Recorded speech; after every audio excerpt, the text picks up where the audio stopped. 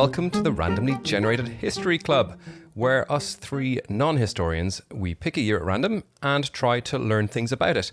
I'm Ant, and I'm here with my two friends, William and Anna. Hello. Hello.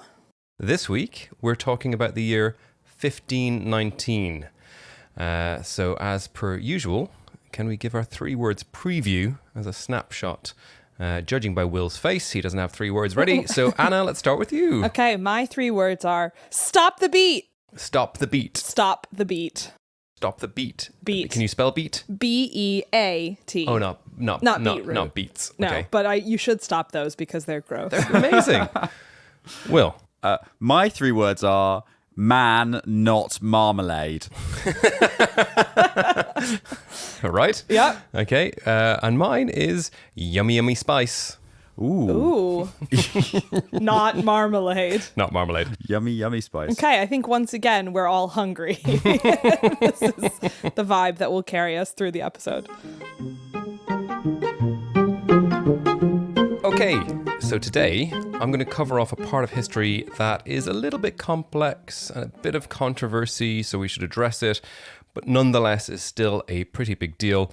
We're going to talk about, in my segment, the Age of Exploration, and in particular, one of the fathers of the Age of Exploration, who is... Christopher Columbus? Nope. Cortez? Oh, no. Yeah, he's. I tried to avoid him. Yeah. Magellan. Magellan. I'm gelling like Magellan. Magellan or Ferdinand Magellan. Ferdinand. Ferdinand. That's what I Nando. said. Nando Mags. Master of Maps. King of Compasses. Dawn of Discovery. And great guy. Anyway, he started off his journey into being an adventurer as a page at the age of 12 in the court of the King John II of Portugal, where he's from. So he's Portuguese. What is a page? As in like in a book? No, As in, people would write words on them and then turn him over the Have other you side. seen Beauty and the Beast? Yes. You know how all those things are cursed to be animate. Oh, he was a cursed book? He was a cursed book. Oh, that makes more sense to me. and Please after a continue, few Ant. years, he could upgrade to being a candlestick or something. Yeah. No, these are like courtly boys. Quirky boys. Courtly, as you can hear outside right now, there's some our pages outside. They're running wild there. I hope the listeners could hear that. Otherwise, we're just saying insane stuff. Anyway, so they're Which just like is different from usual. courtly boys. They wear frills. Yep. They learn things like geography, cartography, astronomy, and like applied adventuring, I guess. Anyway, so in the Portuguese court of King John II, he does fall out of favour with the Portuguese king, who then progressed to being Manuel I, after he was accused of illegally trading with the Moors. A charge that he denied, but led to his dismissal from the court. So he was page no more. They really closed the book on him. He left it. They really closed the book. And so, unable to further his ambitions of being an explorer for Portugal, he decides to go to Spain in 1517. So he's Those guys will read anything. Yeah, he's about 25 at the time. Yeah, they'll read. Why couldn't you trade with the Moors? Like, who cares? Why couldn't you trade with the Moors? Well, you could trade with them legally, but not illegally. So I'm assuming there was, I don't know, some sort of This is post Reconquista, so Yeah. they're the big time enemies again. Yeah. Oh, I see. Yeah, they're not like sort of in favor. So anyway, at this time, as we kind of all sort of know, there was a massive rush to explore the world. And by explore, I mean exploit it for riches and suppress the civilizations you encounter. Yay! Another famous voyage to the New World was under the Spanish conquistador Hernan Cortez, who went off to visit with the Aztecs. And by visit, I mean brutally suppress and conquer and systematically destroy. Yeah. So actually interesting. Apparently the sort of Aztec capital at the time had about 200,000 people in it. So it was absolutely It was massive. You know, it was huge. Actually, I thought it was more than that, but yeah, it was huge. So Spain was obviously a huge proponent of this, and you know they're in competition with their arch frenemies, which were the Portuguese. And so Ferdinand Magellan, he now decides to set off on one of his famous voyages to the Spice Islands, which is exactly where you'd want to go if you were in pursuit of Spice. It's spice. Yeah. Spice. It's very valuable. Spice. Hit mid-90s Brit pop. Yeah, exactly. Girl power flavor. So is sponsored by the Spanish crown, and Magellan was inspired by this promise of vast wealth that could be acquired from the spice trade. And so the expedition then set sail in September 20th, 1519 from Sanlúcar in Spain with a fleet of 5 ships and about 270 adventuring men. Wow. And they're all men, of course, because that was how it was done. Oh, yeah, you can't have a woman on a ship. We have no sense of balance. I mean, you don't have a sense of balance, but I don't think we can extrapolate that to all women. No, I am the perfect exemplar of womankind. And they all needed to be spiced. They all needed to, the spice must flow. Yeah. And so they went off with the Harkonnens. No. So the goal of this ambitious voyage was to find a western route to the Spice Islands that was to avoid the well-established and this dangerous route around Africa. That was dangerous for storms and weather systems, etc., but also because it was controlled by the Portuguese. So, frenemies didn't really want to do that. Yeah.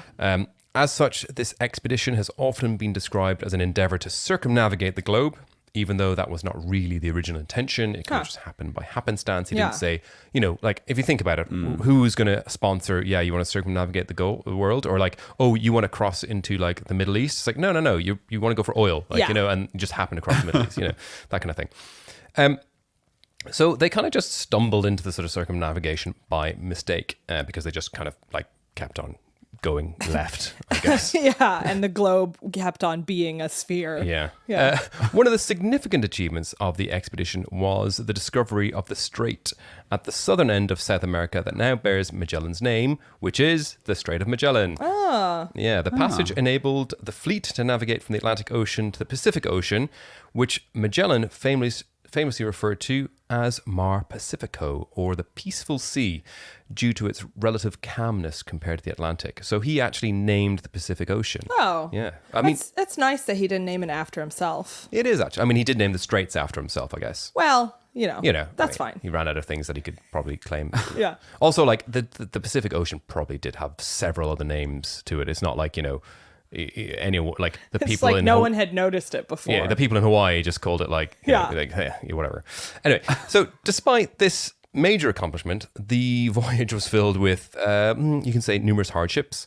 The fleet endured extreme weather conditions, all the classics: scurvy, starvation, mutiny, and I think I read conflict with indigenous populations. Oh, so what a by lovely conflict, euphemism. conflict probably reads some absolutely brutal stuff that the explorers inflicted upon them. And, we're surprised at any repercussions that came their way. Yeah. They were just there, we're just coming out here to conquer. Why would you resist this? We just found this whole brand new ocean that we found. Exactly. And that is ours. So by the time they actually reached the Pacific Ocean in November 1520, only 3 ships remained. Out of 5. Out of 5, Okay. yeah. So, quick quiz then, just to recap. And a little bit of spice into the story, as it were. Who was the first person to circumnavigate the globe? Not Magellan. Not Magellan? I don't know. Well, don't know is definitely not the right answer. But Anna, you're right. Apparently it's not Magellan because tragically he died? Yeah, he did. He did the one thing you can't do when trying to achieve something is die before you achieve halfway it. through. Yeah. So he did not complete the voyage himself. He was killed in April 1521 during the Battle of Mactan in the Philippines. So he died and therefore couldn't. Sorry, continue. was that effectively by locals trying to defend themselves? Yeah. Okay. They were doing something really simple, like going there, taking land and valuables. Yeah. And all this kind of innocent, probably. Yeah. Did they not know there's an age of exploration? We're explorers. Yeah. Just lads, just doing lad things. If you didn't want to be explored, you shouldn't have been there. Yeah, exactly. Yeah, it's just typical banter, locker room banter stuff, Yeah, absolutely. So he was killed there, unfortunately, or fortunately, depending on which side of the divide you're on, really. And the leadership of the expedition was assumed by a chap under his command called Juan Sebastian Elcano. And when Magellan died, his slave Enrique also continued the journey. And it's actually suggested that Enrique was actually the first one to circumnavigate the globe because when the ships did eventually come back, they didn't actually come back to the same port. And so Enrique then continued on to the first port because obviously he had to report the news of the death. And so there is potential. I mean, it's very hard to corroborate. Yeah. But there's potential that Enrique was actually the first one to legitimately finish that Point last, to like point. 5 Yeah. miles or 10 miles. Good or on you, whatever it was. Enrique. Yeah. I mean, he didn't really have a choice being a slave, Yeah. I guess. So like, he wasn't a page, I think. Yeah. But we can give him some glory. Yeah, still. we can definitely. So it's still up for debate. A bit of a myth to there as well. So we're not sure.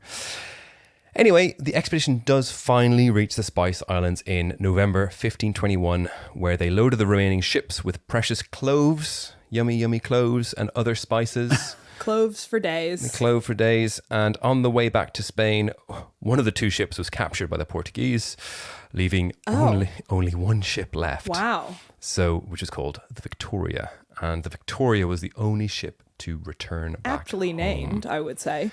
So under Elcano's command, the Victoria returned in September 1522, thus completing the first known circumnavigation of the Earth. And of the 200 and something people that set off, 270, only 18 of the original crew survived You this don't like those odds. grueling 3-year voyage. Wow. And like the thing is, like, the expedition barely made any profit because they lost 4 ships. And how many clove can you fit on one ship one that's worth ship. 4 other ships? Yeah.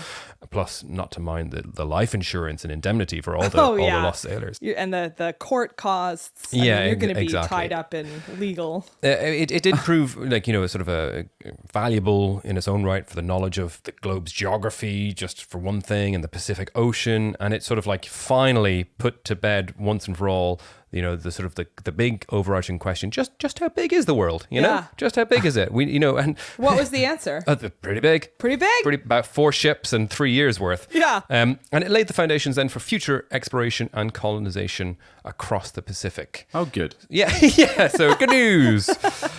One other fun fact before I wrap up is that Magellan also discovered on his voyage in the Pacific Ocean the Magellanic Clouds, another thing he named after himself. Yeah. Which are 2 irregular dwarf galaxies that are visible only from the southern hemisphere. No So, way. yeah. So again, people probably did see them, but he just made a specific note of them. And also, like, the people that live there know about them. Yeah, he probably did have some magnification type devices with him as well, like a digital zoom. Yeah. I think he had a really wide aperture camera. He did, that he just let go for the whole. Well, there you go. Magellan, it is a big, important part of history.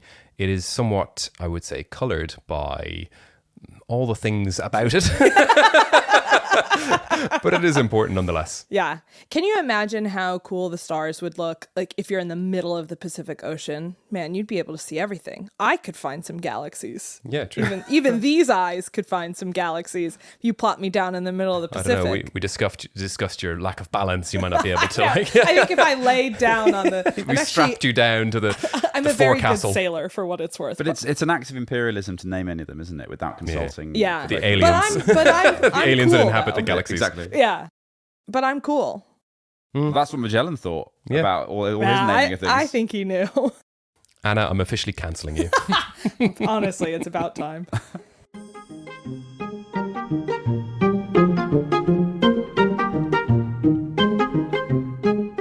All right.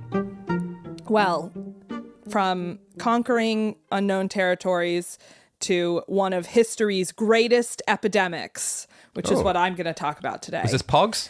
Pogs. They were That's everywhere. right. Pogs. Invented in 1519. No, not Pogs, not the Black Plague, not smallpox, but dancing mania. Dancing mania. Dancing mania. This is a real thing, I swear. And we'll get into all the modern hypotheses of what was actually behind it. But first, the history. So dancing mania is also known as choreomania, tarantism, or St. Vitus's dance. St. Vitus? Vitus, I think, maybe? St. Vitus, his dance. It's basically exactly what it sounds like. Large groups of people start dancing, or at least moving around wildly, and are unable to stop themselves. What? Some can get injured or die of exhaustion or any number of nasty ends, and it just spreads from people to people. I know. Will and I. I see the look on your faces. I promise this is not an elaborate hoax. This really happened. It is documented throughout history. Is this like a psychosocial thing or like a disease? Yeah. Well, yeah. So there's a lot of theories for why it happened. Which Was it just a really good beat? Yeah, exactly. You know, sometimes the spirit moves you. And I promise we'll get into the theories, but suspend your disbelief while I talk about some examples of it. So the earliest known outbreak, and it is funny because as I was researching this, like obviously we've now all lived through an actual epidemic. And so it was very hard to write things like the earliest known outbreak and then remember that the symptoms were dancing. Yeah. Like, it's very bizarre. Anyway, the earliest known outbreak was in the 7th century, and incidents occurred with some regularity until around the 17th century. It almost always happened in Europe, but it was pretty widespread throughout Europe. I see the looks on your faces. I promise this is not going to end with me saying, psych, none of this happened. Okay, sorry. Remarkable. I can't remove this look of what the fuck off my head. So I'm pressing my suspension of disbelief button. Good. I am now completely gullible and able to follow anything you want. Sell me a bridge, whatever it is. Good. Well, speaking of bridges. I'm interested. In 1278... 200 people in the plague, with the plague dancing mania, were dancing over a bridge that then collapsed. Oh, wow. And then I believe that. The survivors were nursed back to full health at like a shrine or a church of Saint Vitus. And so there was from then on this legend that it was connected to that saint somehow. One of the first major outbreaks was in the Holy Roman Empire in what is now Germany in 1374, and it spread throughout the region of Germany and even as far away as Italy. And contemporary chronicles describe episodes of dancing mania like this. People paraded around naked and made obscene gestures, which is just like watching a football match in some cities. Some acted like animals. People jumped, hopped, and leaped about. They hardly stopped, and some danced until they broke their ribs and subsequently died. Some observers of dancing mania were treated violently if they refused to join in. And most bizarrely, dancers had odd reactions to the color red. What? Either not being able to perceive it or becoming violent upon seeing it. They also couldn't stand pointed shoes. This sounds... I am with them there. I am absolutely with them there. Worst. They would hate Louboutin, wouldn't they? They just pinch your toes. I get it. I can't dance in pointed shoes, and any number of wedding guests can confirm this. I'm assuming the points are supposed to like start after your toes finish, right? They don't just like conically shape your Classic, feet not together. a woman. I mean, they start. Well, let's not get into the shoes, but they sort of start and then anyway, doesn't matter. Pointed shoes, and also the dancers enjoyed their feet being hit. Okay, what? This is just a bunch of people with like some very niche things that they're into, or anti-red. Yeah, I know. Anti-red. Who can say? Well, I can say in about 1 minute. Not shaming. Not shaming. No, Love a dance, no matter what your motivation. Okay, so this brings us to 1518. Yes, I know the year we're talking about is 1519, but I found this, and it was either talk about this fascinating dancing plague or like Cortez and the Aztecs and really grim stuff on this comedy podcast. So I chose Dancing Mania. Good choice. Yeah. Good choice. So in Strasbourg in 1518, it's July 1518, and a woman named Frau Trophea began to dance fervently in the street, and she kept it up for about a week straight. After some time, 36 people had joined her, and by August, a month later, it was up to 400 victims. Wow. Now, the source I read said 400 victims were, quote, eventually consumed by the dancing compulsion.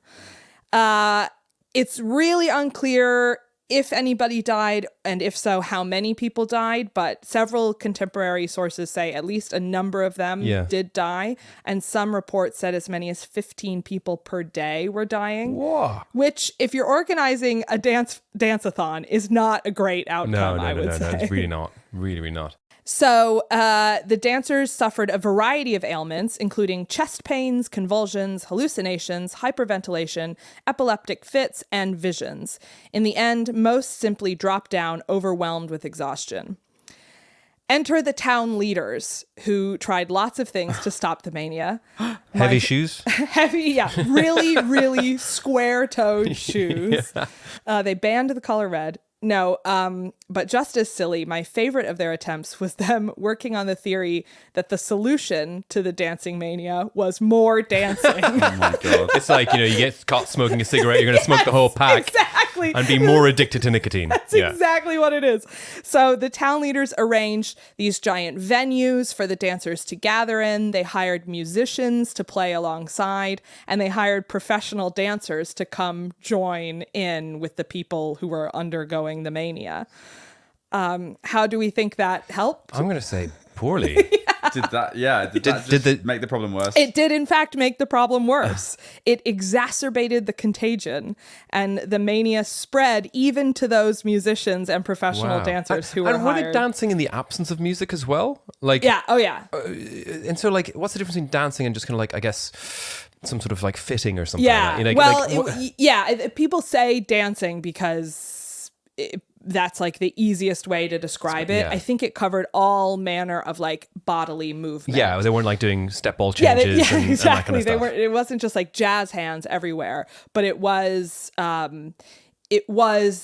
in many Convulsive cases movement. dance-like enough Yeah. that it to separate it from any sort of like involuntary Yeah. convulsion. Like I guess like a sort of an epileptic fit is, exactly. is complete So devoid of. Right. I think some people structure. were probably more on that end, but other people were literally just dancing. And so, yeah, this whole thing, there's a lot of speculation, Yeah, of but course. yeah. So that was not a great idea. It did not lead to any sort of solution to the dancing mania. The next great idea by the town leaders was to ban dancing. And it worked just about as well as it did in Footloose.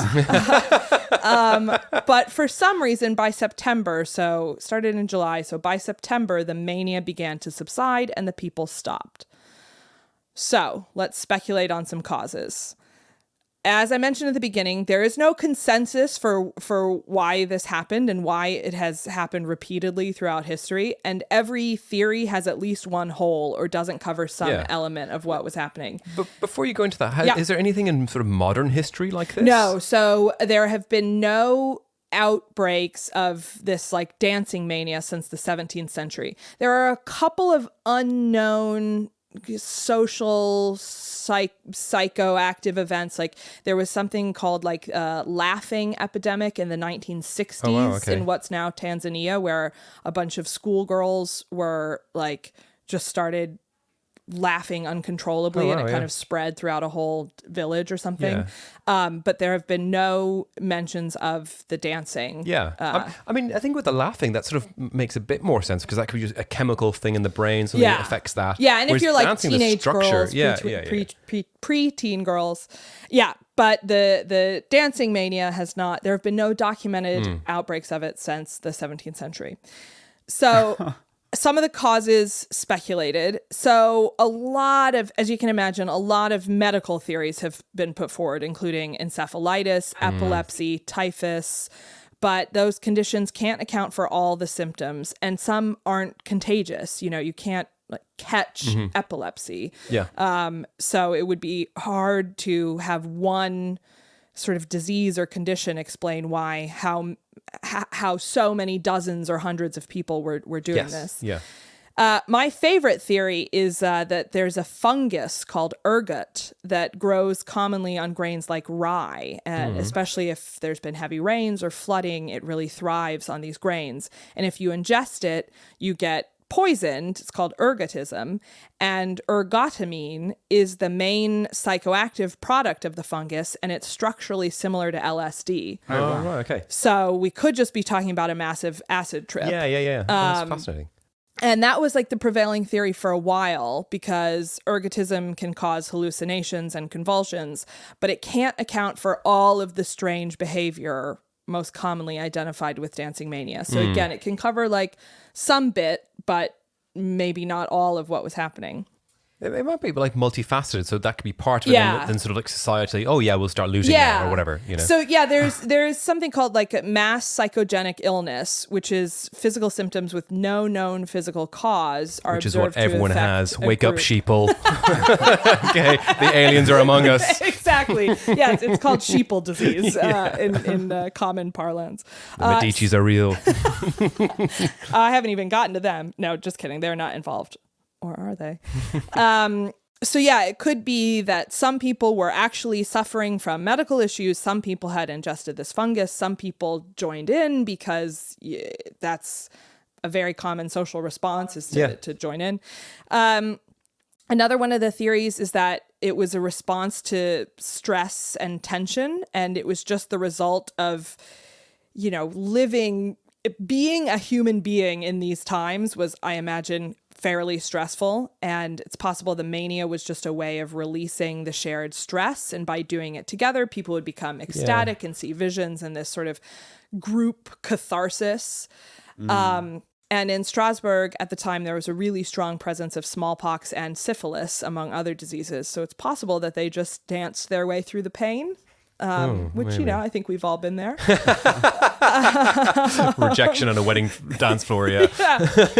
And then the final theory is that it was all staged and that the dancing mania was actually just religious cults who were acting out these wild dances similar to ancient Greek and Roman rituals that they were trying to bring back, and that the people who weren't in the cult thought the behavior was strange only because they were unfamiliar with it, but it was actually all staged. So who knows? I think you're right that it was probably some combination of all of those things. I think the fact that it only really happened in Europe implies maybe there was this religious element to it, and that people that it's associated with a saint, and the kind of idea of just having the spirit move you, having visions, having convulsions and everything. But that is dancing mania. That is incredible. How completely preposterous. Yeah, I know. It's crazy. Yeah, so it hit its peak in the 16th century, including at 1518 in Strasbourg, and then it generally died out, and haven't been any episodes in the last couple hundred years. So I looked it up, by the way. Saint Vitus. Yeah. He's a patron saint, as all Catholic patron saints. I think they get to choose 3 good ones and 2 bad ones. So he is the patron saint of this dancing disease. He's also the patron saint of epilepsy, dancers in general, actors, comedians, but he's also the patron saint of oversleeping and boilermakers, which is a niche trade. Yeah, I need a patron saint of oversleeping. I'm going to start praying to him. And the reason why he is the patron saint of boilermakers is because, of course, he was tortured in Iraq and then boiled alive. Okay. Well done, Catholic Church. Well really done, close Catholic to the bone. Church. Oh, you love that. So anyway, dancing plague. Done. So ridiculous.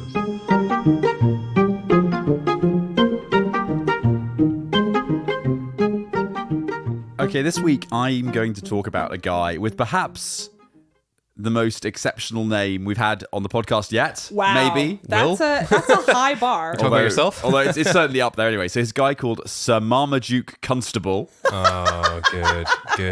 It's not. Marmaduke. And this guy was a nobleman, he was a courtier and a soldier. Of course he's a nobleman. He's not going to be like some guy polishing shoes, the name like Marmaduke. Yeah. Sir Marmaduke. Sir Marmaduke Constable. Did you know that there's a comic strip called Marmaduke? No. Which is about a Great Dane, a giant dog who gets up to hilarious antics. Oh, wonderful. I should read it. It sounds like an American comic. Yeah. Not Anyway. like Arbino and Dandy. Yeah, about- they also made a movie. Who is it voiced by? This is going to be important because everything Will says needs to be in this person's voice. Owen Wilson. Marmaduke the Great Dane. Yeah. Okay. Well, I mean, this person, it doesn't, I mean, I haven't read anywhere that he's not a Great Dane. Yep. So it's possible. I think maybe Putting it just out imagine this person being a Great Dane. Good. So this Great Dane was Like a Hamlet. nobleman.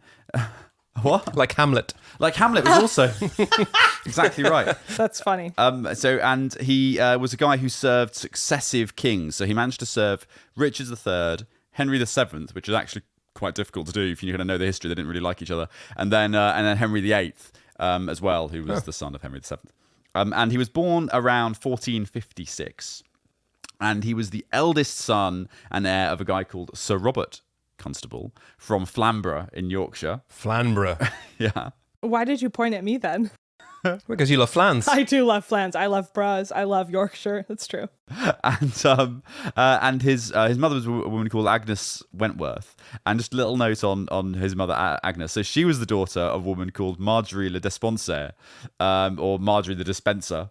Because she had like a cannabis dispensary or Yeah. She something. had a cannabis dispenser. Yeah. Or exactly. she just loved like little bon mot, just like dispensing wisdom. Right, exactly. Yeah, Yeah. in tiny little wrapping. Nuggets. Yes, Yeah. exactly. I just can't help but picture Sean Bean in this. Like, Sean Bean, but also a Great Dane. you know nothing, Marmaduke. Nailed the accent. So You're welcome. Was that a Sheffield That accent?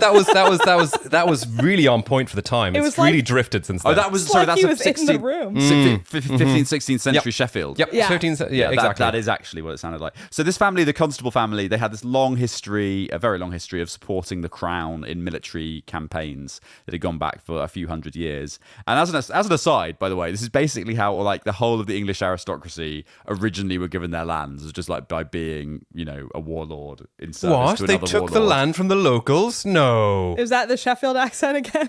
That was my, sarcastic Sheffield. Oh, okay, Yeah, sure. yeah. So this family had been loyal for so long to successive kings that by 1483, Constable became what was called a quote knight of the body unquote. Ooh. Which is KNIGHT. Night of the Body with an N is, Yeah. I think, a club in London in the South Bank you can go to somewhere. It's definitely a flavor of Lynx body spray, I think. And so he was a knight of the body to Richard III, and then he was granted lands, in this way that they all are. So he was granted lands by the king for being loyal, basically, that another nobleman had forfeited for trying to rebel. So that's how these things go. Yeah. And then Breaks. in 1484, he was given the constableship of Tutbury Castle. Ooh, Tutbury Castle. That's Is right. that, what accent is that, Anna? That was a flawless. That's a Tutbury accent. That was a Yeah, flawless exactly, Tutburgian accent. And for people who know the history of the time, Richard III's big battle was his big important one was at Bosworth. And I heard he gave it in vain. Or is that a different Richard? Richard Of York. Richard Damn of it. York gave Damn battle it. in vain. And Constable, we think, was there at Bosworth and was generally being a bit of a legend. And he was such a useful soldier that he later then switched sides, and then was given a pardon by Henry VII on the 18th of November 1485, and then he was then a knight of the body to that king as well. Wow. Wow. By the following year in 1486, and accompanied Richard VII on all his wars in France in the 1490s, which is genuinely quite amazing because those two kings were they were not super keen on each other. So he'd have to have been genuinely a really useful guy to have around for him to bother pardoning him. He was a body. He was. Yeah. He was a body. Did he have to work his way up, like Knight of the Foot, Knight of the, Yeah. Knight of the Knee? Knight of the toe. Knight of the quadrilateral. Nope, that's not what it's called. Quadrilateral. Spot the athlete. My quadrilaterals are in great shape. And he then succeeded his father in 1488 and became Sheriff of Yorkshire. So he's just got these amazing titles, by the way. Yeah. Sheriff of Yorkshire is just so cool. So he's, and Constable of Tutbury Castle. So anyway, he and then in 1513, so we're getting closer now to the year in question. By the way, he dies in a year that's close to the year we're supposed to be looking at. And Right. Okay. I was waiting for it. which was like, what year are we supposed to be doing again? 1519. Yeah, he dies close to that. Okay. And, Oh my God. and It's weird when Ant's the only one who hit the year bang on. I mean, look. So Carry he then commands the whole left wing at the Battle of Flodden. What, the Labour Party. The whole of the current modern Labour Yeah, Party yeah. at the Battle of Flodden, which was of course present there in its entirety under Howard. This is Howard of Housing Reform Who's the Howard that marries King Henry VIII? Catherine. Catherine, yes, it's the same Howard family, the Norfolks, and then he received a big letter of thanks from the king. So, but anyway, he's basically present at all the big shit that was going down in that whole period. So he was at Bosworth, he was at Flodden, these like massive things that were going on in Europe at the time, and certainly enormous in English history. What a busy dog. He was a very... It's a good thing he was so tall and could, leap from city to city. Exactly right, yeah. There's enough material here for perhaps 3 feature-length movies. I think so. About his Starring Owen antics. Wilson. Yeah. Wow. No, that was Owen Wilson. And Flodden basically marks the end of the Middle Ages in England by a lot of, this is the point at which a lot of historians say, okay, Middle Ages end here. So he was present at all these big moments. And anyway, a word on how he died, and please, so this is a very solemn tale. So some sources say, and I quote, Constable died on the 10th of November 1518 after swallowing a frog while drinking a glass of water. Oh my God. Well, he must have had the hiccups or something, right?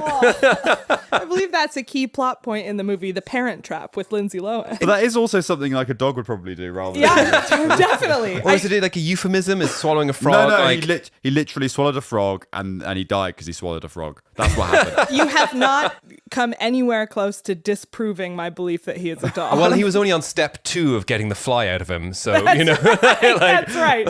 Yeah, he needed what comes after the frog? A bird, probably. And still today, in the Church of St Oswald in Flamborough, you can go and you can read a rhyming epitaph describing his life and powers. And I haven't been able to find out what the epitaph says. No! So if you could go to the Church of St Oswald in Flamborough and let us know, you can email in, please. That would be really wonderful. Sean Bean, and we know you're listening. Please go to your local Flamborough church. Yeah. I'm looking at it on Google Maps to see if there's any picture of the epitaph, and I cannot see anything. This is the problem I encountered. And yeah, so you can email in at randomlygeneratedhistory@gmail.com. That's the one. And that would be great to let us know. Thank you, anyone in the Flamborough area. I think we do have 5,000 or 6,000 listeners in Flamborough. Yeah. We got good penetration, like 97% of the Flamboroughans. Yeah. I think they gather at St. Oswald's Church they do on gather. Tuesday morning. For the vigil. Just look over to your right Yeah. now, Flamborough listeners, and you just read it off. Do you think we get like a sort of a stenciling? They could just put some an paper on it, etching. a rubbing. Yeah, a rubbing nice. is it? Do send that, us an yeah. etching, thank you. Yeah, that'd be Yeah. great. Well, can you confirm that Sir Marmaduke Constable is your nickname for a part of your body? No, it is not. It is not. Not least because the rank of constable is far too low. Chief Inspector. At least. Good. What a thoroughly silly 2/3 of an episode, and also 1/3 of actual history from 1519. The RNG is fuming. He also died 50 days short of the year I was supposed to do. So sorry. That's pretty good. pretty close, Yeah, close, that's close. pretty close. With leap days and stuff, Yeah.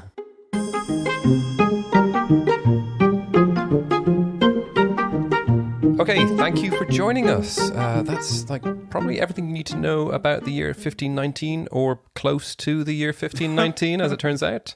Yep, and that just means we need to get a new year. So, Will, I believe the RNG was doing a pilgrimage to St. Oswald's Church in Flamborough. That's right, yeah. And it has returned. I'm FaceTiming with the RNG now. Okay, Still good. in the Church of Flamborough, which is why it's not in the room. Of course. I'm surprised you're not more curious as to why it's not in the room. I it did is wonder bizarre. why it was 20 degrees cooler in here And than it usual. goes to show when the RNG is away, the 2 podcast hosts will choose a year that's not the right year, as the saying goes. We have it looming over us, forcing us to be more professional. Glowering at us. But before I do, if you'd like to support the podcast, you can do so Yes. on our Patreon. Yeah, and we're engaging with more and more. There's like little games, little quizzes, Yeah. little fun facts. There's loads of stuff on there. I've come up with a game for today. Do you want a teaser? Yeah. Harry Potter character or real person from medieval times? That's a great game. So if you want access to us playing games like this and you want to listen in, you can do that on patreon.com/randomlyhistory. Yep. And you can get a little free trial and then you can support us. Yeah, and you'll be a board member, which means that I think you can sit in the House of Lords. That's it. That's right. Yep, it's a life peerage. It's a life peerage. The benefits of being a board member are House of Lords life peerage, of course, with full voting rights for a political party of your choice. Yep. You got mineral exploitation rights Yep. and some tundra, I believe, that we have. That's right. Yeah, there is a portion. We have 400,000 square miles of Russian tundra. You can choose a strip of that. Diplomatic plates. You can Yes. park anywhere. Anywhere in London, in the metropolitan region of area of London, And it comes with or it an Birmingham. automatic pardon. And Just yeah. preemptively for Yeah. whatever you do. So Trump, Exactly. get on to us. That's right. If the Donald's listening, please do subscribe. We'll take literally anyone's money. Anyone's money. We do not have standards. And- We have spent so much money on this podcast. It's not even funny. Actually. What it actually gives you, though, in all seriousness, is the ability to pick a year for us to do on the podcast. You're able to hijack the random number generator and pick a year, and of course, £200,000 cash from Ant. Okay, so I'm firing up. I'm requesting that the random number generator fires up on FaceTime, and and next year's next time's Yep. next episode's There you number is 1187. Oh man. Nice. This is what you get. 1187. This is what you get when you piss the RNG off by not that's doing good. the year. 1187 is a great year, not least because it is the year that Kingdom of Heaven takes place. Is it really? Yeah, it really It's is. genuinely? It genuinely is. No, it's not. I swear to God it is. The Kingdom of Heaven, I thought, was recorded in, 2002? Yes, no, that was a live action Okay. movie that they just shot. Not all movies take place like at the present moment at which they were shot. Really? Oh. Oh, I thought everything was just documentary. That's not how stories work. You think we would have heard more about the sinking of that boat in 1997. Yeah, true. All right, great. Why did she throw that necklace away? I actually cannot wait for 1187. We'll see you then. See you. Bye.